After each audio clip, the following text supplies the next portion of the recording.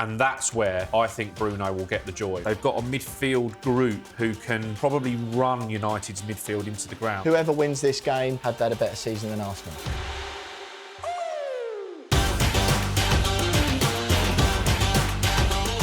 This year's Europa League final takes place against the strangest of backdrops, with two of the Premier League's worst teams going head-to-head as Manchester United meet Tottenham Hotspur in Bilbao on Wednesday night. I'm Will Pugh. We're here in the Tactics Exposed Team Talk studio. I'm joined as always by Sun's tactical guru Dean Scoggins. Dino, this is huge for you. Your beloved Tottenham Hotspur take on Manchester United. You'll be heading out to Bilbao next week. But before all that, we're obviously previewing the game from a tactical perspective. We've got some questions, as always, from the supporters. Are you nervous? I'm very nervous, yeah. Not for this. I'm all right with this, because these are the two teams that I've probably watched the most this year. Loads of Man United for Tactics Exposed and you know, Ruben Amorim's first season.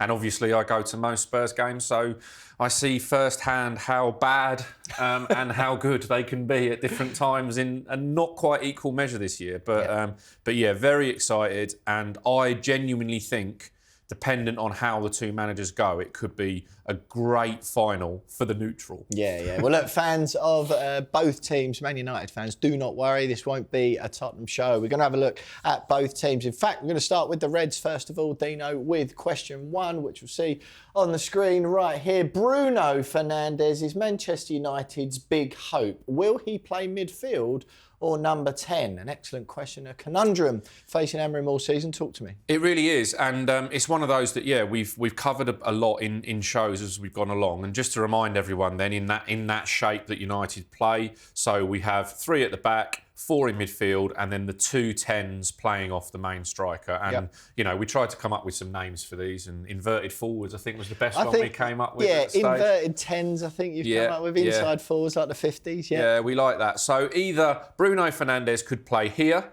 alongside either Casemiro or Ugarte in that position, or he plays as one of these two players, probably with Garnacho, and he plays in this position here. Now, the dilemma is for Manchester United, if you play Bruno Fernandes in this position here in the deeper role, that he gets lots of the ball, but he doesn't impact the game enough going that way, and United gets stuck in this last third position. And so we know what Spurs will do in that position. They will push forwards right up onto the press. They will have midfield players backing up play right inside, and they'll really go up, and we know they'll push the high line up, and Mickey van der Ven and Romero will be the ones going the other way. So just quickly before we move on, Dino, these three players here, Tottenham, bit of an injury crisis. Who do you think they're likely to be? Probably Johnson, Solanke and Richarlison, I would say.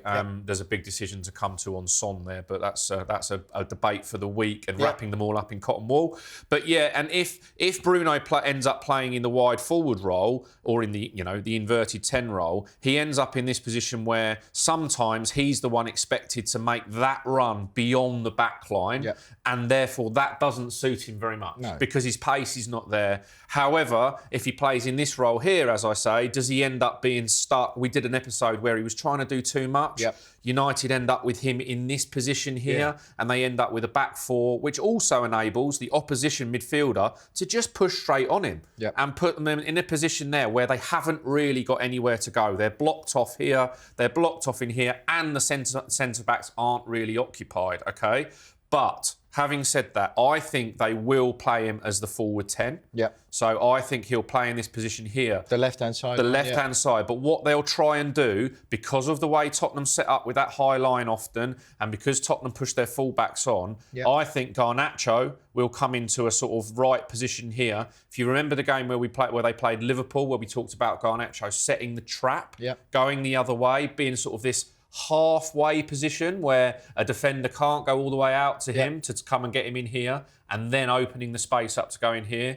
And then Højlund will come into a position like this in here, which means Bruno will actually spend a bit more time as a normal, shall we say, number 10 in that position. And that will be a difficult one for Tottenham to balance, because do they leave Bentancur or Basuma to deal with him here? do they bring, maybe it's Sarr, maybe it's Odegaard who plays number 10, back into those positions to form the three? And then that stops Spurs doing what they want to do, going the other way. Yep. So it's going to be a little bit of a game of chicken with Bruno. And I think Amorim will say to Bruno, as his most trusted player, as his most complete player, the one who will do most things in attack and also get them out against the press, he'll say to him, go wherever you like. Yeah. And you feel. So Spurs will attack down one side and they'll all go one way. And Bruno might drift into a position like this where he can receive the ball and then spring the attack over the top for Højlund. So I think we'll see Bruno in a number 10 role, but in a much more freer role than we've seen him against Tottenham in the previous games. Yeah, it's challenging, isn't it, for Amorim, because he's obviously plays or wants to play quite a rigid system, as lots of Premier League managers do these days. But at the same time, his very, very best player doesn't seem to naturally fit into the system. And there's a few players in the Man United squad at the moment who don't really suit this 3-4-3.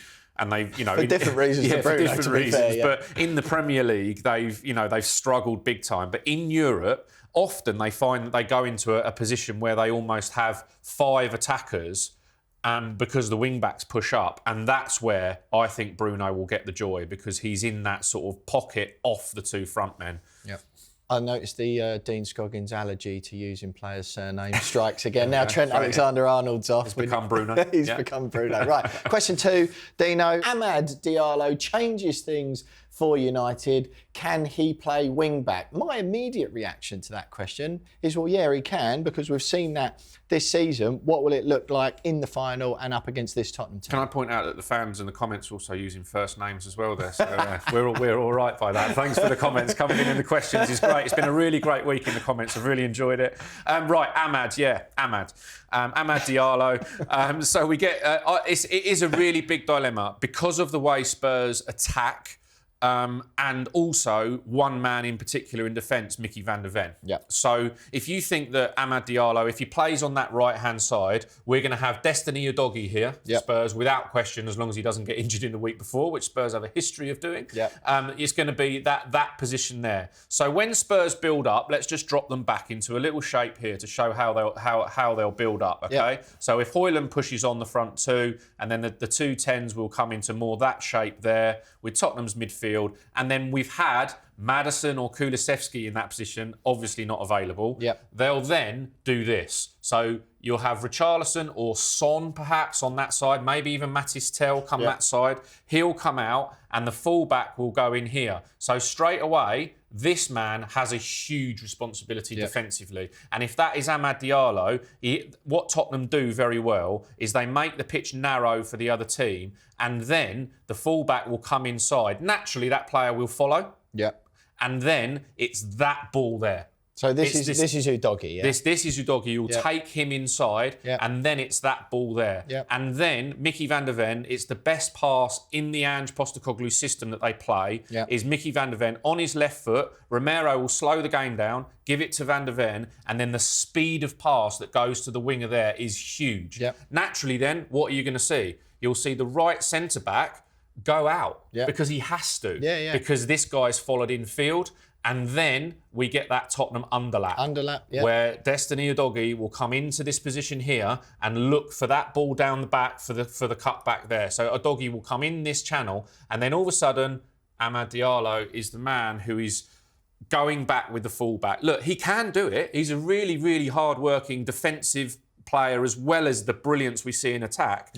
But do you really want to see him as the wing back? And then if United win the ball back in this area, the ball gets played up here, and then you've got Bruno, Kobbie Mainoo, Garnacho, someone like that. You'd probably rather have Amad Diallo there. So, yes, he can play wing-back, but against the Tottenham formation that, often builds in that way, you've got such an enormous defensive responsibility. And it'll be the same for Patrick Dorgu, the other side. He'll be doing that, but obviously he's a more natural left back than Amad Diallo is a natural right back. What's the alternative, though, Dean? And does it come down to Amorim's, I suppose, appetite for risk and where he thinks he's striking a balance, right, with positions like that? Because you want attacking threat, but you need, defensive stability as well. If you go too far on either way, you either struggle to score or you it's absolutely spot on. I think a lot of it depends on the injuries that they have and whether they'll be ready for the game next week. They've got an issue over Lenny Yoro, got an issue over De Ligt. And also Diego Dallo, who splits opinion with United fans and has done with me for a lot of the season. But he's one of those who they would argue is like he's more on the defensive side of the scale. So if you end up in that position where you have this is our wing back who's tracked back and that is Dallo and this is Mazraoui, then you end up with two guys here who are more suited to those defensive positions. And then obviously, if the game goes on and look, Spurs go 1-0 up, or it's still 0-0 and it's in the balance, what an attacking change that is to have Amad Diallo come on either as one of the 10s or as the right wing back if they really are chasing the game. They could end up by dropping Bruno back into midfield, bringing on Mason Mount as one of the attacking 10s, leaving Garnacho on and bringing Amad on as the right wing back, and then they end up with quite a formidable, pacey front five for the last 20 minutes of the game. So I think your instinct is right there. I think it will be probably quite a safe start from Ruben Amorim, sorry. With Bruno, as I say, with Bruno as the attacking player, and then as a more defensive wing-back setup. And look, yes, he can do it, and I think long-term, I've said this all season, I'd love to see Garnacho or Amad Diallo be the right wing-back in this Man United formation, but they're not quite settled defensively enough, with enough legs in the midfield too to do that all the time. Absolutely, Dino. Right, if you want to get reset, we'll pull question 3 up on the screen. Man United can't play around a press, typically. How can they do it against Spurs? I mean, that's quite a bold statement to start the question with. Are they totally incapable of playing around a press? Well, it's one of the things. How does it work against Tottenham? Yeah, it's one of the things they've struggled with all season, and we've looked a lot at the goalkeeper, and he was brought in to be able to play out. That's one of the reasons. And if you remember some of the previous episodes we talked about the W shape or the M shape, the shape of the passes. So you drop players in, you push your wing backs wide, and then your midfielders come in here. And if the striker goes on, you've got that pass. If they push on here, you've got that pass and bounce back and then into this area here. So there's lots of options when they do that. But Tottenham will be right on them, won't they? Or will they? See, there's a question, okay? There's a debate because it's not fashionable, this, but Ange Postecoglou has changed this season. And, everyone will go, oh, it's who we are, mate. It's all that stuff, and it's all the stick that he's been beaten with, and often correctly, right? I'm not excusing that, but in Europe this year, especially in the away games, he's been much more pragmatic, and he has set up his team to counterbalance the other. And again, it doesn't quite fit the narrative of Ange Ball and Tottenham, but in Europe, Frankfurt away, Frankfurt at home, Bodo Glimt in the second leg, everyone was expecting a bit of a slip-up. Spurs dominated the game and just played properly, not just gung-ho. They played properly. So they can do it. And I actually think what they'll do is try and invite United to play into these areas. Because especially if they're without Maddison or Kulusevski, they're going to end up with 3 players who are much better at pressing, who have got much more legs in midfield, your traditional midfield players. Sorry, so you're saying without those players who are injured, obviously, that the players who will replace them will be full of energy and pressing more? So who do you think it'll be? And defensively, they're better. So Bentancur, Basuma and Sarr probably are that 3. It'd be brave if he goes with somebody else in the 10 position in maybe Odebear, but that might be, again, the same with Amad Diallo, would probably be an attacking change later on. But the one thing for me with the press, how do they play around it? I went with our genius producer Kieran to watch Tottenham Palace on Sunday. And Crystal Palace... Yeah, he's still quite annoyed that you took him to that. Yeah. Poor bloke. It was nice to watch Palace that day play a 3-4-3 that really works. So in that, it was a really good example. And if Man United should be showing the players how Palace did it, because it was so simple and so easy, and time again, Spurs were getting undone by it. So what was happening was the ball was getting played to the left centre-back in that game, Palace's, which was Gahey. Yeah. And then Brennan Johnson in that game. Yeah. And I think it was changed as the game went on. There was about 4 different players because of the nature of the game that changed. But the Tottenham right winger would go and press on there. Yeah. And then the ball was bounced into midfield and bounced to the wing-back. Right. Who then had the freedom of the Tottenham Stadium down this side. And then they thought, well, we've worked this out now. We won't press that one. Yeah. Solanke will do a better job than the strikers in that game of pressing there. Yeah. But then what they did was fire the ball into Eze in that position, which could be Bruno Fernandes. He knocks it back, and then the wing-back goes on, and then they're in this position here. So it's down this side, and Brennan Johnson has a real issue. Right. A real issue where he can't read the pass. So if Tottenham gets sucked over to this side, I'll just move them across, sucked over to this side, Brennan Johnson comes right in here, and then this is the ball out. Yeah. It's this Similar ball to that here. Mickey van der Ven one you were just talking about. Exactly. And if you think that this could be, Garnacho, Bruno, whoever it is. Yep. In the Crystal Palace game, it was Eberechi Eze. Pedro Porro then in the right-back position can't just leave him there and come over to the wing-back. Yep. With then a centre-forward occupying here. Yeah, totally. That's a big distance for the defence to get back this way and cover.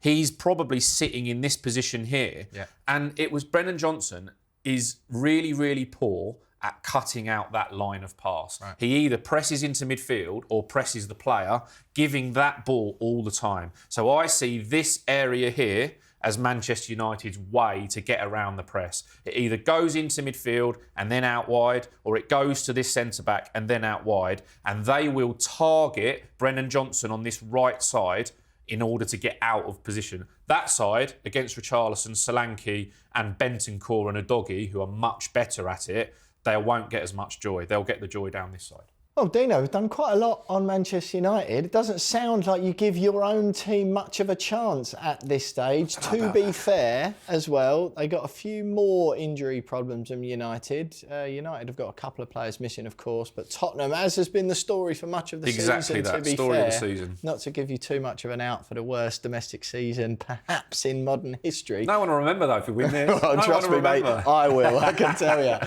Right, Dino, Spurs have Manchester United's number, but do their injuries hurt them too much in midfield? Now, just to clarify, first of all, October 2022 was the last time that Manchester United managed to beat Tottenham Hotspur in any competition.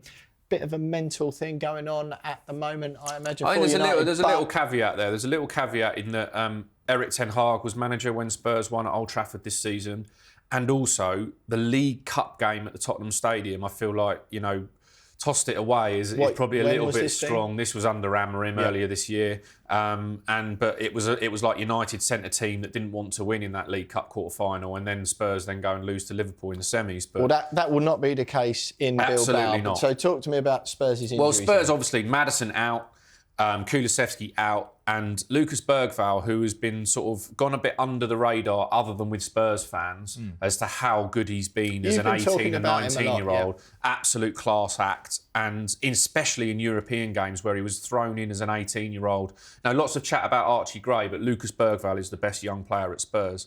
And he is touch and go. So we'll see if he makes it. But we'll assume he doesn't, and that's 3 major midfield injuries. Yep. If Kulusevski was fully fit, he'd have the chance of playing on this right-hand side instead of Brennan Johnson. Just quickly, he's got to be your biggest miss, Kulusevski, isn't he? I think Maddison is, personally. You said there about I've not given Tottenham much chance. If Maddison was fit, I would say Spurs were favourites. Yeah. But I think with Maddison missing, he's the one who controls the tempo. He's the one who unlocks the door. And in the games where Maddison has played, Solanke looks like a centre forward, a proper centre forward. Right, yeah. And when Maddison doesn't play, Solanke's doing too much running in the wrong direction. Yeah. I think that we saw a pointer to the way that Spurs will go in the last 2 games, and that will be that it will be Bentancur, Bissouma and Sarr. Yeah. Now, obviously, Pat Matar is not a natural number 10. Okay, struggles to shoot. He scored a couple of long ranges. One of them he didn't mean. It just got in. It was a cross that went in the top corner.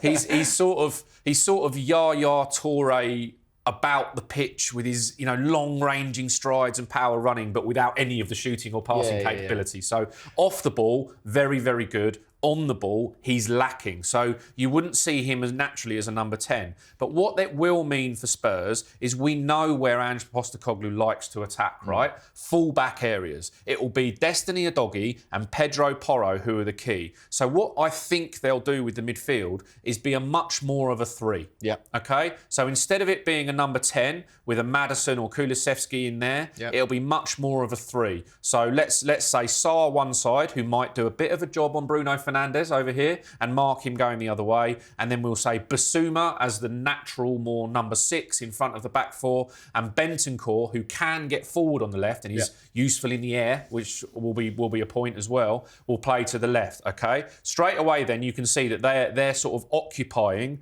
either these 2 number 10s in defence, leaving those 2, or when they go in attack, they go and push on these 2, and you've still got your spare man, okay, which is part of the Ange plan. But realistically, what will happen, wide man there, Destiny Udogie, into like a front 5 there. Brennan Johnson on this side, wide, Pedro Porro here. So that is where that 5-man attacking line from Spurs will come from. And then obviously United will drop their wing-backs in. Yeah. But here is where Spurs will do their creative work. It will be give and go around the edges of the box. Ball in there, ball in behind. Ball in there, ball in behind, okay? With Solanke trying to get in those areas in there. So really, this here is not as much of a problem. You may find sometimes, if the ball's on this side of the field, that Sarr will go in there and these 2 will counter. And on the other side of the field, Bentancur will go in there and these 2 will counterbalance. So as a shape, in a final where you can't just go take the parachute off and go for it, lads, it might actually work quite well for Spurs. And also what it means is Mickey van der Ven, who loves a run into this area, and as we said, we talk about that pass in there, it gives you cover on these sides. So Spurs in a defensive position, if United counter, can end up in this shape here, where Mickey van der Ven's going to win every race against Rasmus Højlund, no problem whatsoever. Romero can go and attack the ball with that cover here, and then you've still got your midfield balance. So yes, they're missing quality ball players, but from a final, work hard, whoever plays the best on the day, covers the most grass on the day, should be the winner. They've got a midfield group who can, probably run United's midfield into the ground. Don't forget, we're talking about Casemiro and Ugarte in there, who Spurs might be a little bit more dominant now. Well, Dino, it sounds like deep down you are giving your beloved Tottenham Hotspur a chance in this game. Look, thank you very much for watching. Let us know what you think of Dean's analysis in the comments. And of course, how you think the game is going to go. And on the big night on Wednesday, be sure to go to the Sunsport YouTube channel to watch our live watch-along. I'll be in the hot seat, joined by a Tottenham and Manchester United fan and an Arsenal and a City fan, just for good measure, just to shake it up a bit. Thanks for watching. Dino, just to wrap up, in one word, whoever wins this game, have they had a better season than Arsenal? Yes.